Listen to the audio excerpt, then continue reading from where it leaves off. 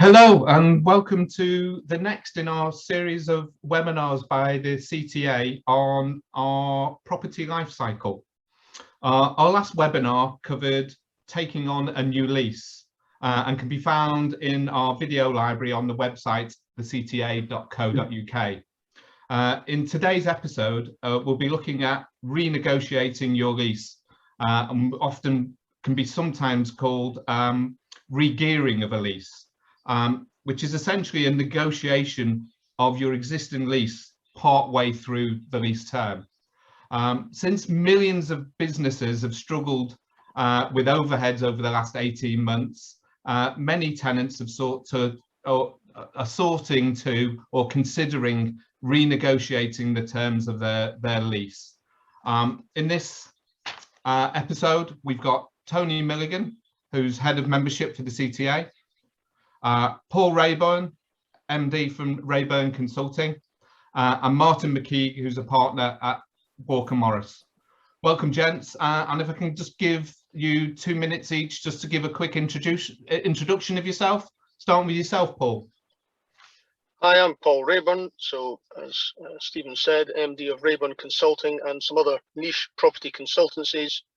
We advise tenants in acquisitions of commercial and leisure properties, primarily leasing, but also in purchases, and in negotiating rents on rent review, lease renewal, and other factors associated with lease terms and the pricing in terms of rent of commercial property occupation. Thanks, Paul. And Martin? Yeah, I'm a partner at Walker Morris Solicitors. I'm a partner in the real estate litigation team. I've got over 20 years experience of dealing with real estate disputes, and that encompasses disputes in relation to landlord and tenant matters. So I have seen lots of disputes over the years in relation to the terms of lease, and also I'm involved on a fairly regular basis in relation to both contentious and non-contentious matters in relation to the renegotiation of leases as well. Thanks, Martin. And finally, Tony. Yes, so I'm Tony Milligan. I'm head of membership services at CTA.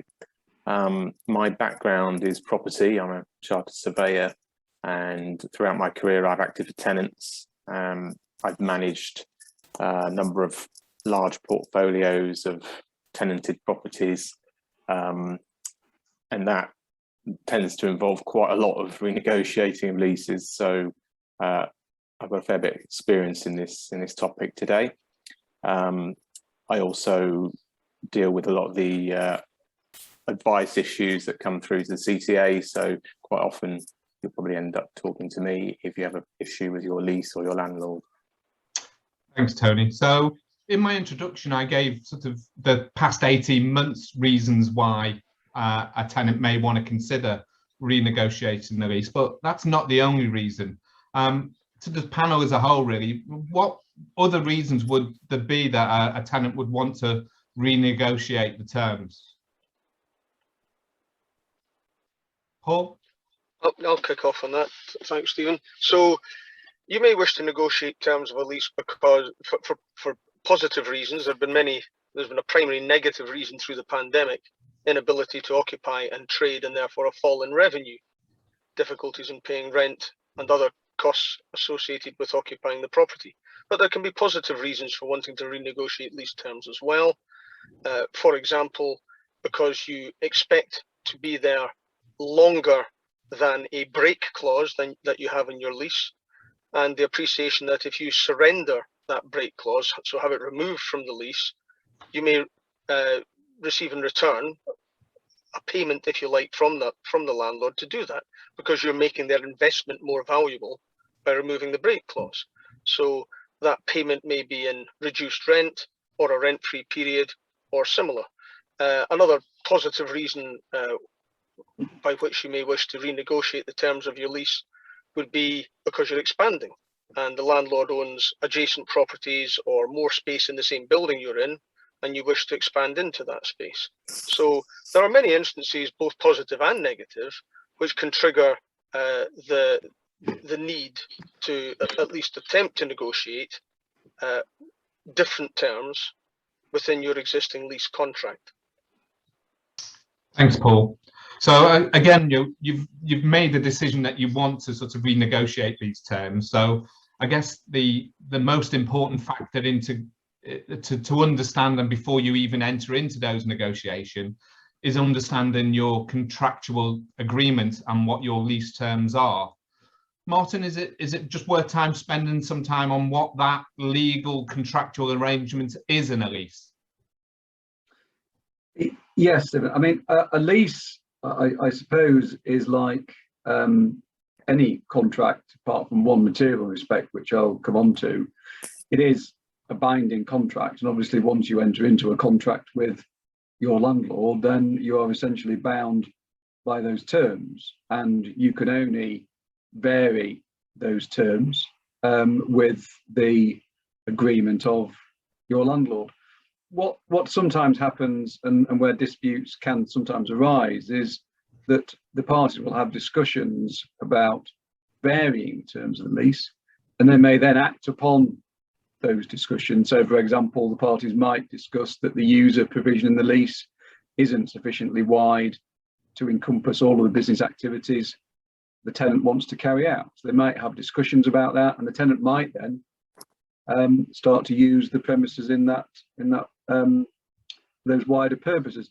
But the point is really that because you've got a binding contract, and often a lease will be by way of deed, then certainly in relation to a lease by deed, the only legitimate way to actually vary the terms of the lease is by a deed in itself, so what's called a deed of variation. And I said at the beginning there that a lease is like any contract, save in one material respect.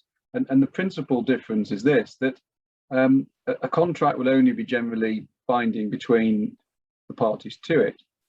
But a lease is different in that if you as the tenant transfer your lease to somebody else, then effectively that lease, the tenant who has purchased your interest will then become bound by the terms of the tenant covenant.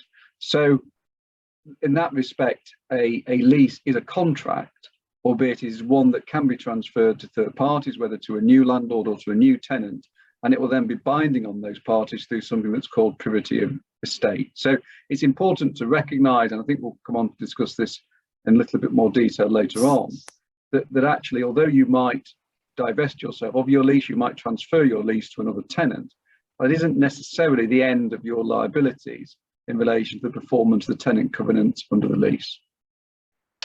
Thanks, Martin. And as we go through the process, if any of our viewers want to pose any questions to myself and the panel, we've got at the bottom of the page the Q&A, so please use the Q&A function. We have a number of questions already in, but please keep them coming and post them in the Q&A function on the Zoom buttons at the bottom of your screen.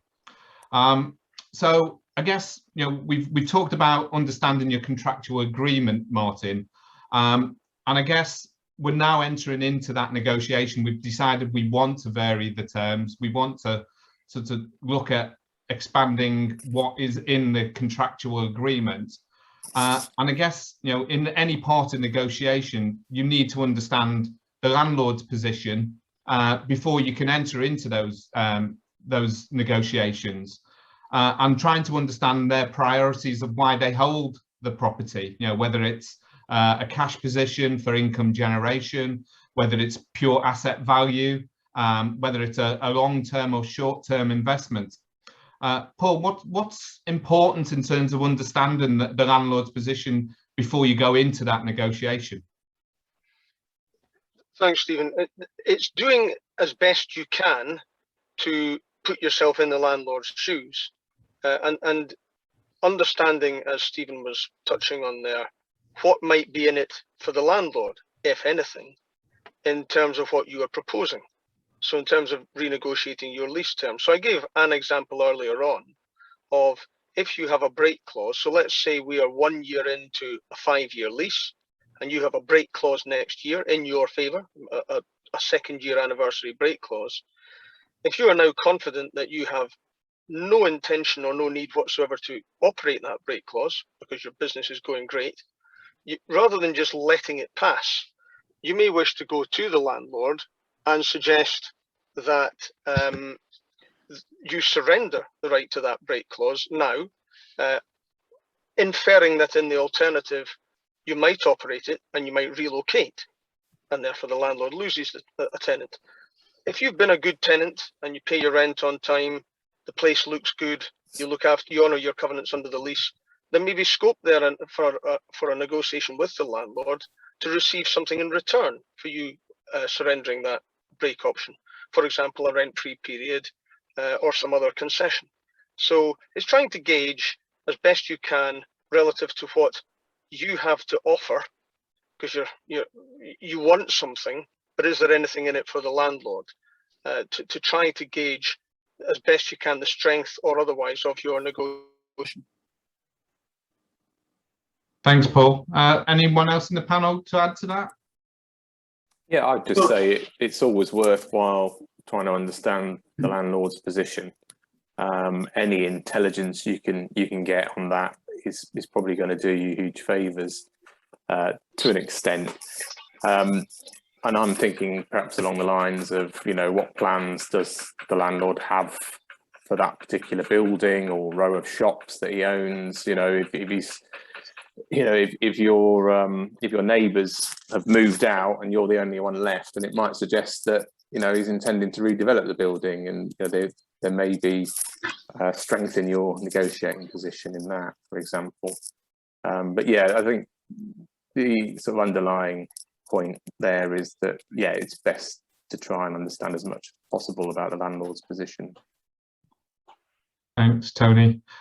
So we've sort of come to a conclusion that we want to negotiate, but what are the options in terms of negotiating or varying the lease?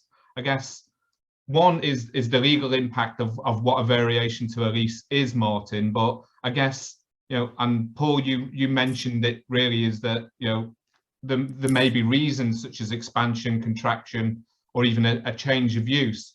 But what would be the legal requirements to vary that lease in the first instance? Well, the legal requirements would be that if there are three types of lease, really. You can have an oral tenancy. So it's not uncommon for the parties not to commit the lease to writing, and it's simply an oral arrangement. You can have a lease which is for less than 3 years. It can just simply be by what's known by hand, and if it's for more than 3 years, it has to be by way of deed. If it's by way of deed, then the only foolproof way of varying it is to have a deed of variation, which is something that your solicitor would draft for you. If it wasn't a lease by deed and it's just by hand, then there's no reason why the variation can't be recorded in a letter or a side letter or an additional document. Clearly, if it's oral, then you're going to be struggling in any event to identify fully what the terms are, and in those circumstances, then you may just come to an oral arrangement. But I think in terms of avoiding disputes, having clarity, having certainty, you should always commit your lease to writing. And if you want to vary that lease, again, in order to avoid disputes, if it's a lease from 3 years or more, has to be by way of a deed of variation. 3 years or less, then again, I would suggest that there at least be a letter recording that variation, or alternatively a formal document prepared by your solicitor as well. Thanks, Martin. So we've talked about sort of that variation, and I guess that is the negotiation in terms of the actual term of the lease, in terms of you staying in occupation. But I guess there are options where you may want to exit the lease as such, either by way of termination of the lease or by subletting or assignment of the lease. Paul, just in terms of experience of exercising, some sort of exit clause, often, a lot of that will be determined by the lease length and how long is left to run on it. But where is that negotiation in terms of penalties, etc.? Do you want to explain some part of that? Paul, you're on mute. So there are some options other than renegotiating the terms of your lease, which is the principal theme of this talk.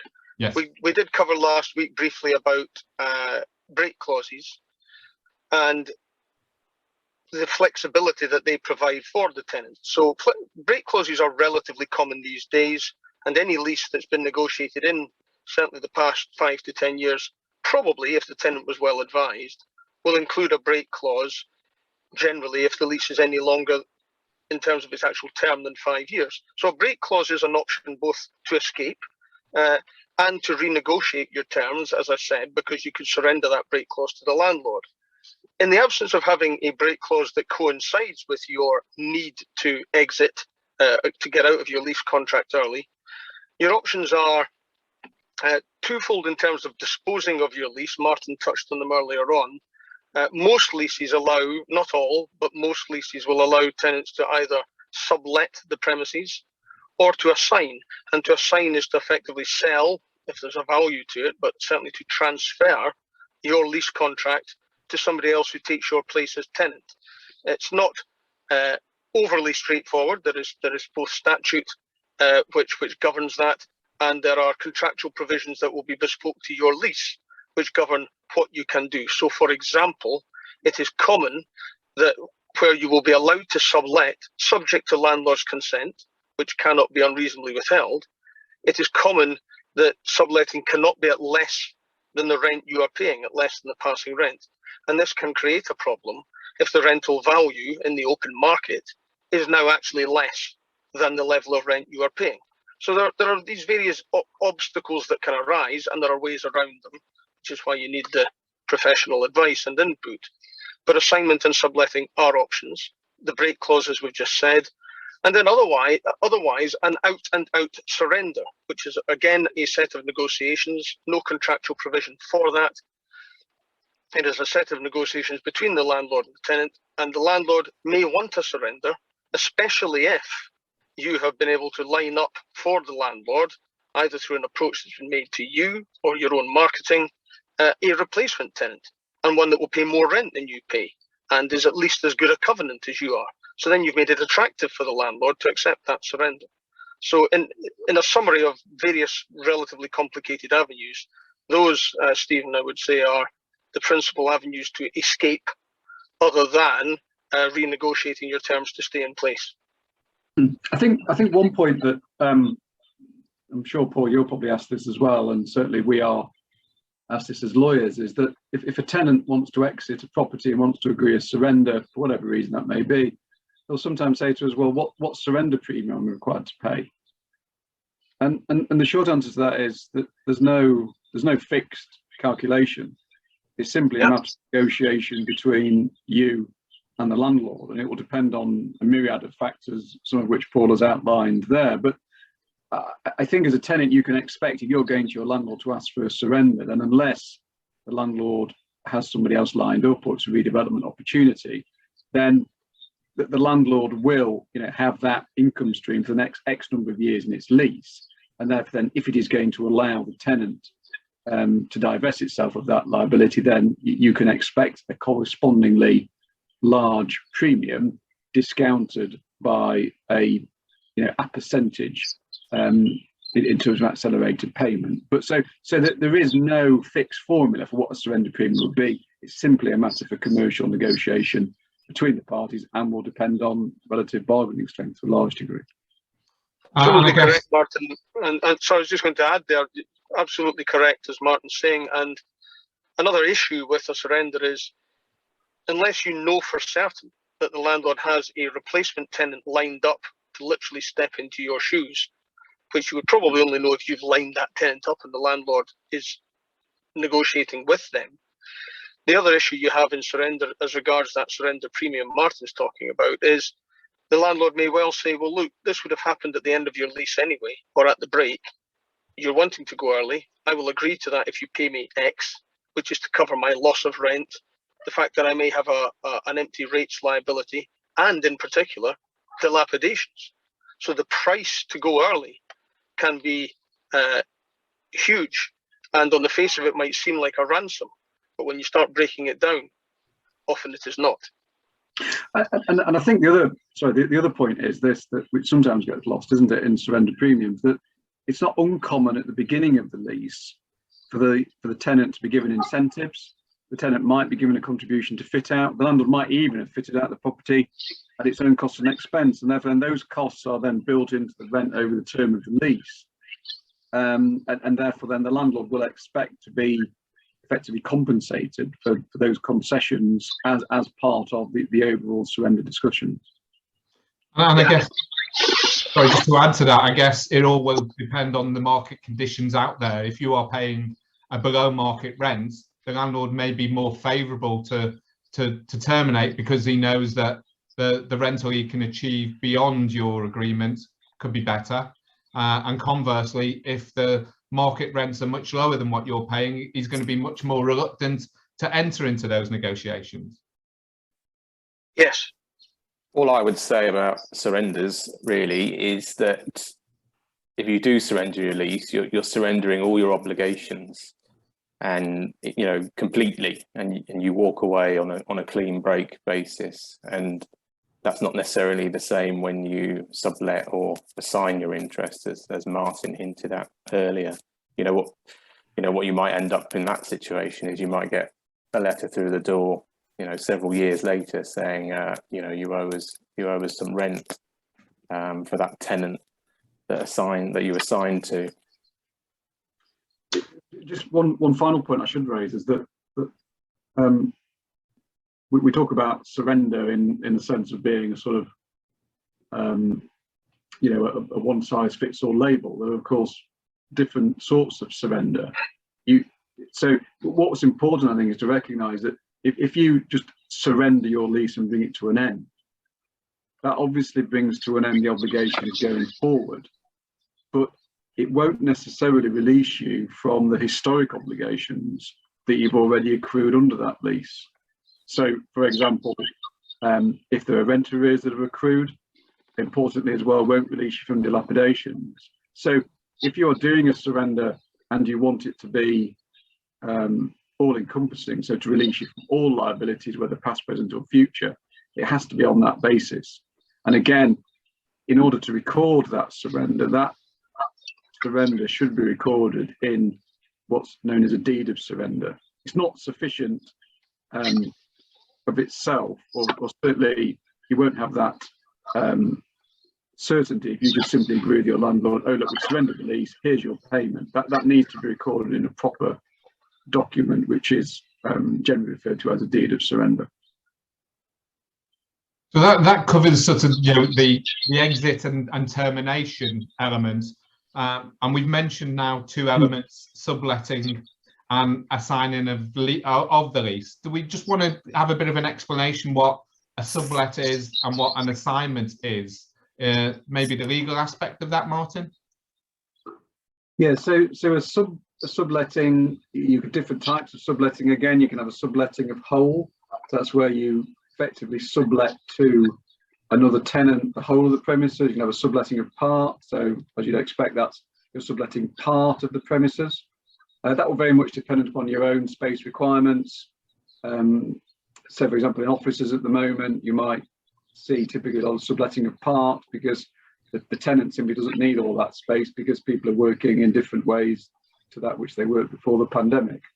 But subletting is where you remain as the tenant, so you still have those direct obligations to your landlord, and you create a new landlord and tenant relationship with your subtenant, who then owes corresponding obligations to you as subtenant, and those obligations might be to pay, if it's subletting of part, they would be to pay a rent in respect of that part they occupy. If it was a subletting of whole, it would be in respect of the whole of the rent. But it's important to recognise that the subletting might not be for an equivalent rent that's payable under what's called the head lease, i.e. the tenant's principal lease. It might be more, typically it is less. You contrast subletting, where you, the tenant, remain the tenant under lease, with an assignment, which is where the tenant effectively transfers its interest to a third-party tenant. So it divests itself of its interest, and that lease goes across to a third party who then becomes the direct tenant of the landlord in those circumstances. There's no, I suppose, in terms of why might you do a subletting as opposed to as opposed to an assignment. Well, it can be easier depending upon the lease covenant to sublet than it can be to assign. Equally, if as a tenant you still want to retain a presence in the property, then you'd be looking at subletting part rather than an assignment. And we'll come on and speak a little bit, I think, about the fact that if you do assign, then that is not necessarily the end of your obligations in respect of that particular tenancy. You will, by one form or another, retain some residual liabilities going forward. Thank you, Martin. Please keep your questions and answers coming in on the Q&A function up below, and I'll just bring in one at the moment that has come in. Is from one of our viewers is, could you achieve a new rent from your landlord during a renegotiation of your lease? And during the renegotiation, how long should this be for, and how should it be determined? Tony, do you want to answer that one? Could you achieve a new rent from your landlord? It's entirely possible, but for reasons we've stated earlier, the landlord's not obliged to accept your proposal. So what you might be looking at is some kind of quid pro quo where the landlord benefits, and that's where negotiations can get quite tricky.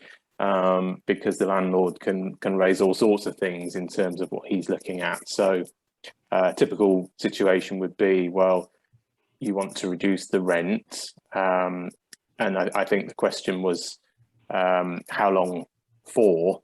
And again, it's going to depend on how long you're asking for in terms of how the landlord might respond. So he might want something out of the deal, basically, and that could be a lease extension. Paul's mentioned break clauses again this week, so he might want to strike out the break clause.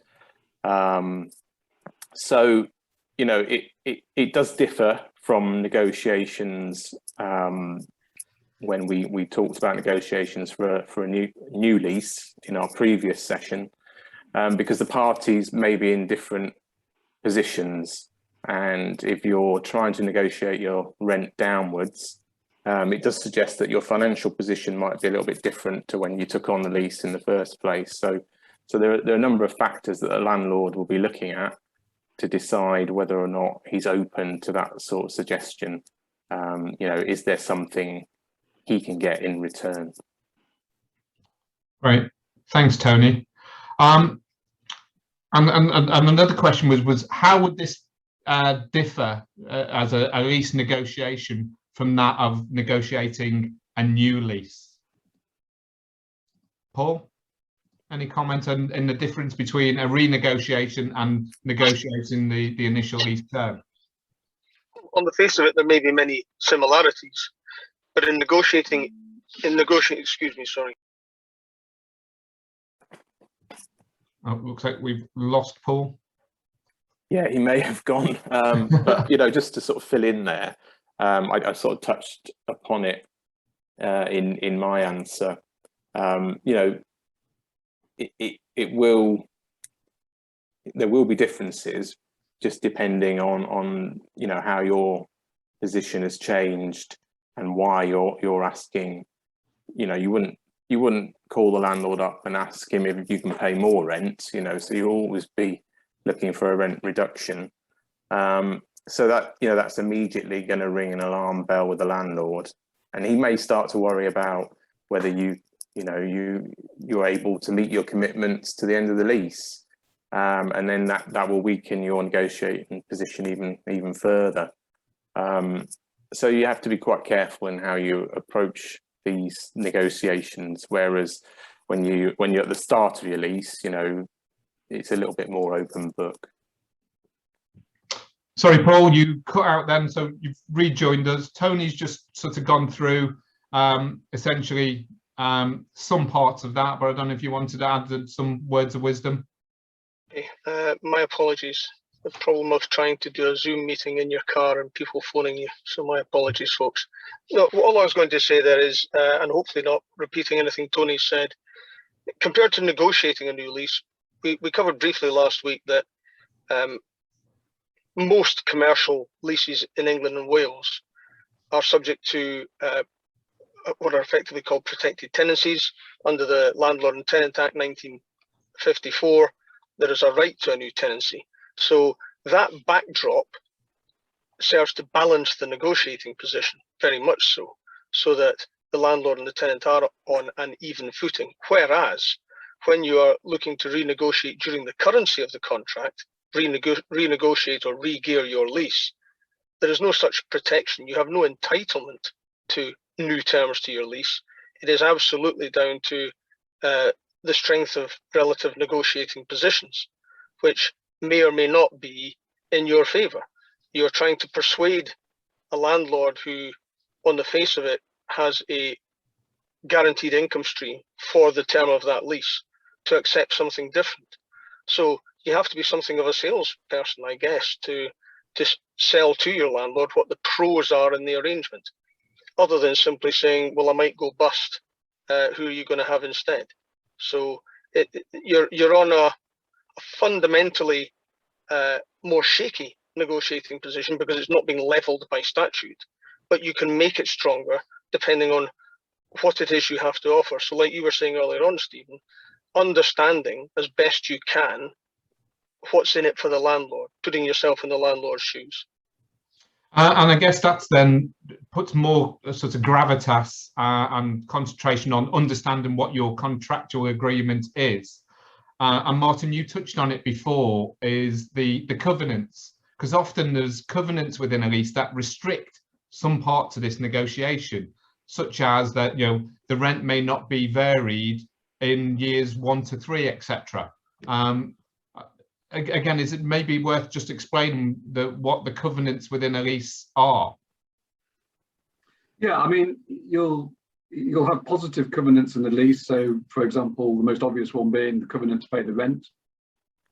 Most leases, though, are a collection of a series of what would be called restrictive covenants, i.e. covenants that actually prohibit the tenant doing certain things. So, for example, prohibiting using the property for purpose other than those specifically provided for making alterations or additions to the property, for being able to dispose of the property in any particular way. I mean, the default position is, if as a tenant, if you had no restrictions in your lease, you would be able to use the property and do at the property whatever you saw fit. So from that perspective, the lease, the vast majority of any lease will contain a series of effectively restrictive covenants prohibiting the tenant from acting in a particular way or ways. Sometimes it will absolutely prohibit such action. So, for example, it may prohibit any structural alterations to the premises, absolutely. And in other cases, it will prohibit the tenant taking such action unless it actually has the consent of the landlord. And there are also statutes in existence that also seek to regulate the relationship between the landlord and the tenant. So Paul touched on earlier the concept of assignment and subletting. And in those circumstances, typically you can't assign or sublet without landlord's consent. But there are statutes in force which essentially say the landlord must act reasonably when exercising its consent in those circumstances. So yeah, I mean, I think I would view a lease as containing a handful of positive covenants, typically those to pay the rent, insurance, rent service charge, and then a raft of restrictive covenants regulating the tenant's behaviour during the term of the lease. That's great. Thanks for explaining that, Martin. So we talked about subletting and assigning the lease, and that not being the end of your responsibilities once you've either sublet or assigned the lease to another party. And a question that has come in is what is a personal guarantee or an AGA? And I guess that moves on to that pose a question that you stated earlier, Martin, as your liabilities are not finished when you've sublet or assigned because of these elements within the lease with respect to personal guarantees or ARGAs. Do you want to explain the detail behind that? There's a distinction between a personal guarantee and an ARGA. So, for example, if you take a new lease as a tenant, say it's a newly formed company, no particular trading history, probably not a great deal of covenant strength behind it, that the landlord may well insist on a personal guarantee from the director or shareholders of the business to effectively fortify that covenant. So that's one type of guarantee. And obviously, if the tenant isn't able to perform the covenants, if the tenant becomes insolvent, then the landlord will call upon that guarantee. Indeed, the landlord generally is entitled to call upon that guarantee even before it demands some from the tenant in any event. What you spoke about there, Stephen, as well, was in terms of an ARGA. Well, that's short for authorised guarantee agreement. That will apply in most cases where the tenant seeks to assign what's called a new lease, i.e. a lease entered into since 1996.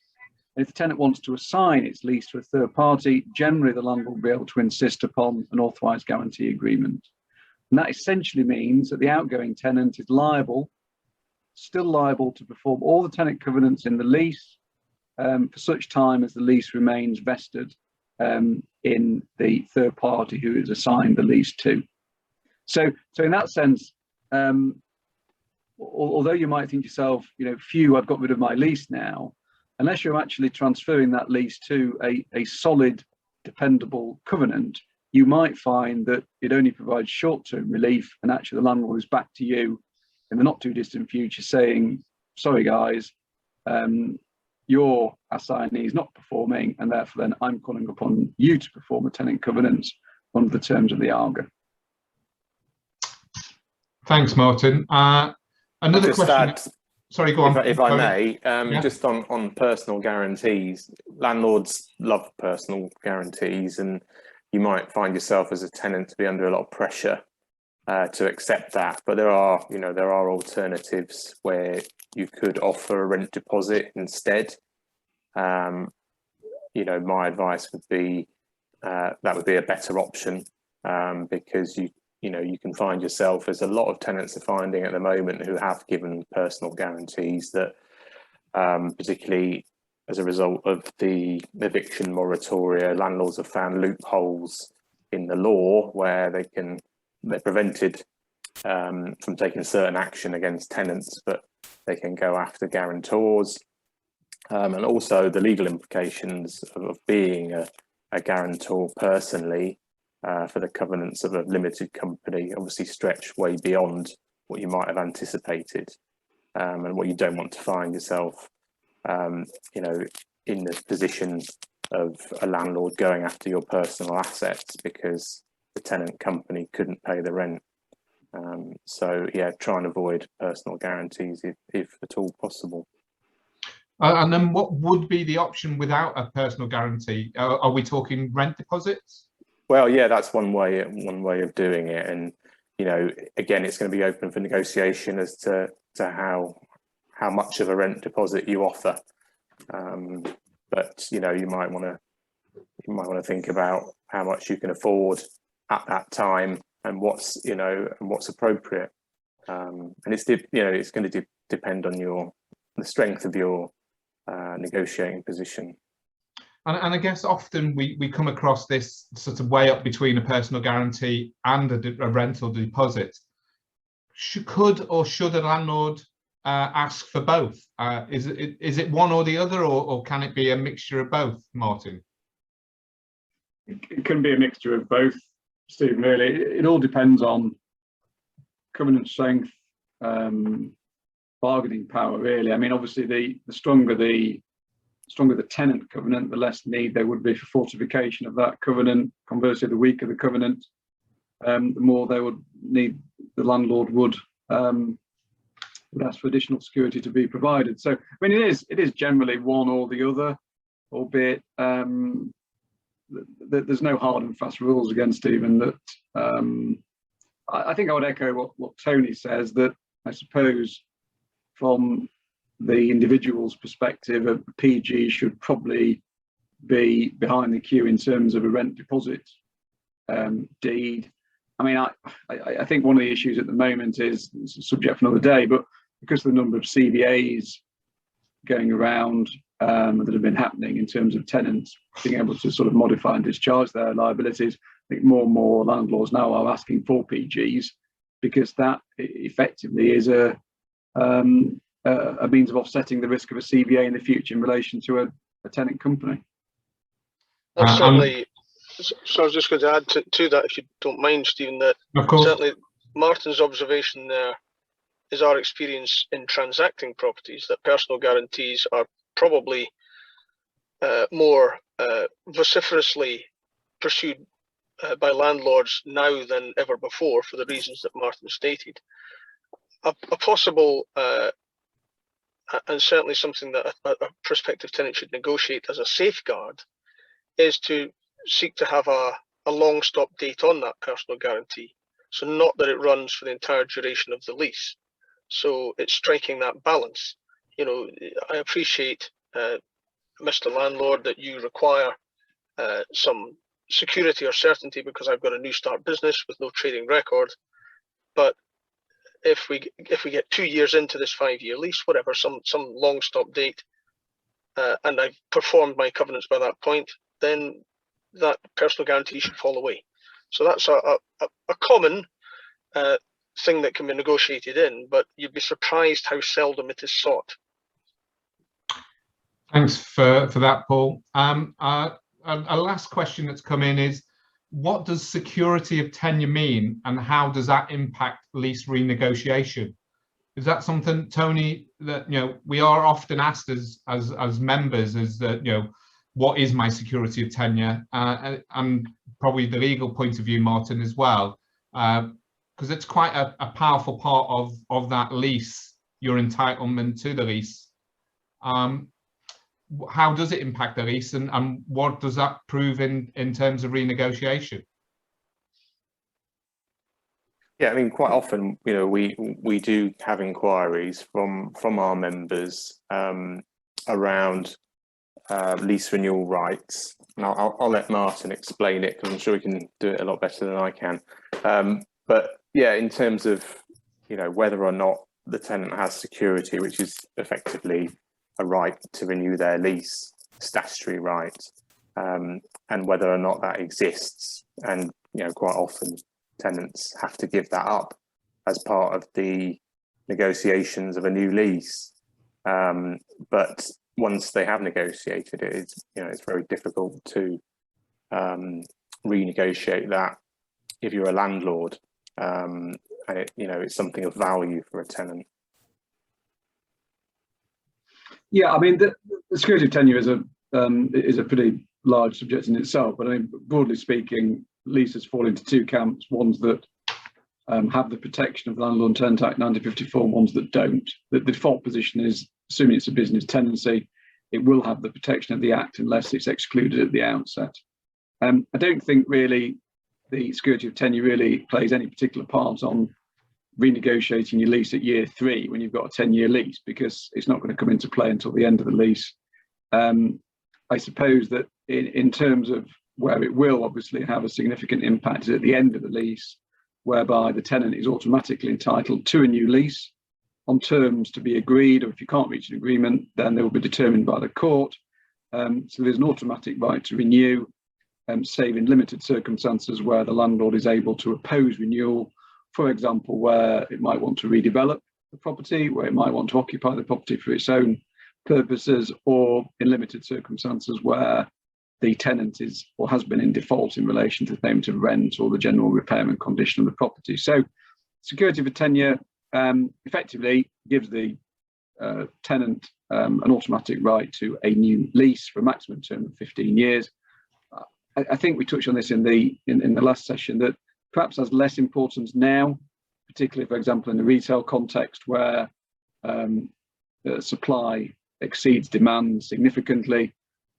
So the bargaining position of a well-capitalised retail tenant is such that, frankly, any landlord is going to be delighted to have them. So the need to have an automatic right to renew really is of less resonance.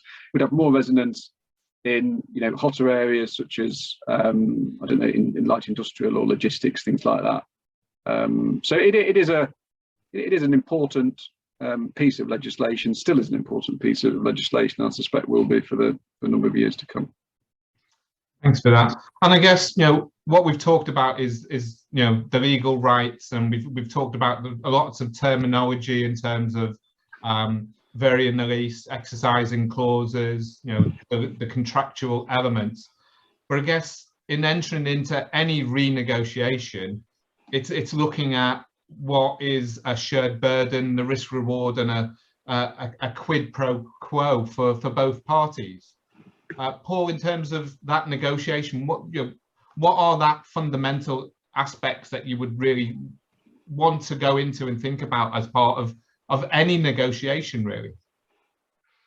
So, well, in any set of negotiations, it is a matter of judging as objectively as you can how your negotiating strength compares to that of whoever you are negotiating against.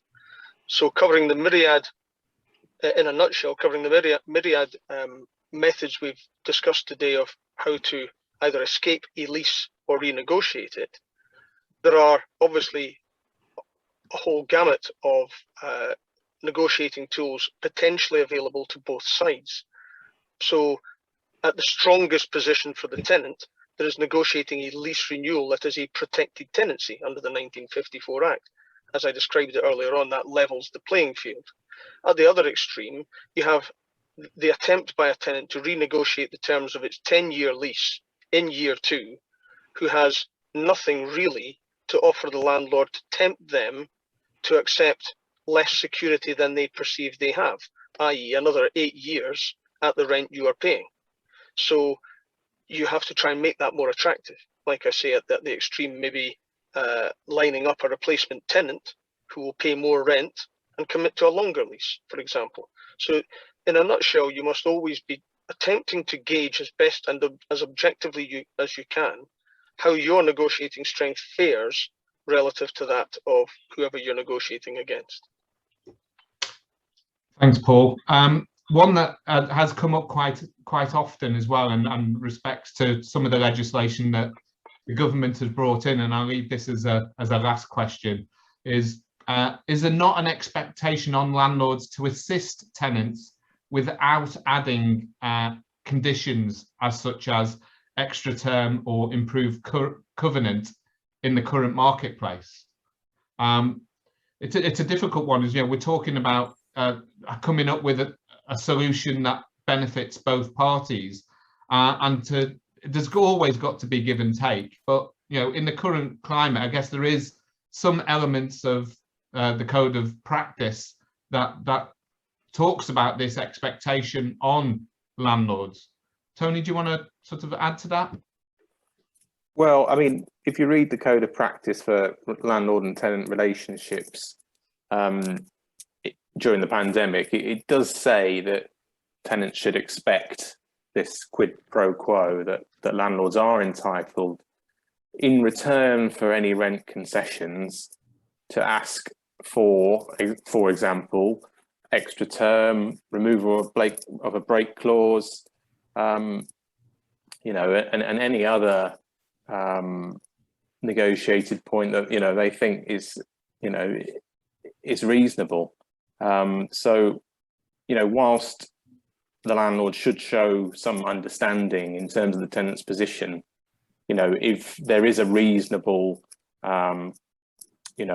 quid pro quo, then he's entitled to ask for it, and tenants should be open-minded to that, and not necessarily accept the first proposal the landlord puts to them, but maybe take advice as to what proposals they could put to the landlord that might have a similar effect. And I think that's good advice, isn't it? In all of this, we would always advise any tenant to take professional advice, whether that be from a legal point of view or from a property surveying, property professional, that these are not these negotiations are quite technical and need a level of professional support moving forward. Anything that Martin or Paul want to add to that?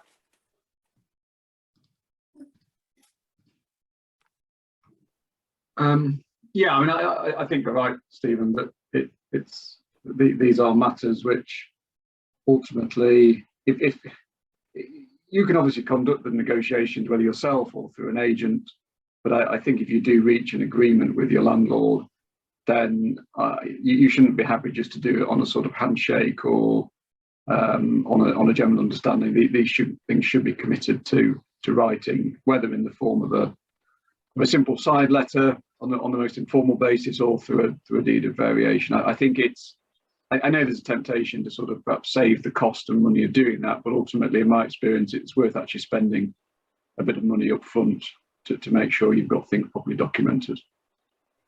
I agree, Martin, and certainly there is, from a property perspective, in terms of negotiating the value side of the lease, there is no substitute for experience. And yes, there is the temptation to save money on fees, but I think that does play into the classic oxymoron of, by trying to save money, you can waste a heck of a lot more. Yeah. Sort of one final element was when we touched upon this on the termination clause in terms of exit. One thing that has come out of the pandemic is people are looking at to use the term frustration of a lease. And I know we've had members asking and discussing this, but on a legal point of view, Martin, frustration of a lease, can you sort of define that and really sort of give some sort of description of why that's not possible? Yeah, sure. I mean, frustration is a doctrine which operates in contract law, so a contract can be frustrated. I suppose that's the first point. I don't think there's a single case in English law of frustration ever having been ordered or successfully argued in the context of a lease. And the reason for that principally is because although you refer to the pandemic, Stephen, that although it was the case that a number of tenant businesses, particularly in the retail, hospitality, leisure industry, were unable to open and trade during that time, that was essentially due to government regulations, nothing to do with the landlord. And of course, although the tenant wasn't able to use the premises because of those restrictions, it still enjoyed possession of the property.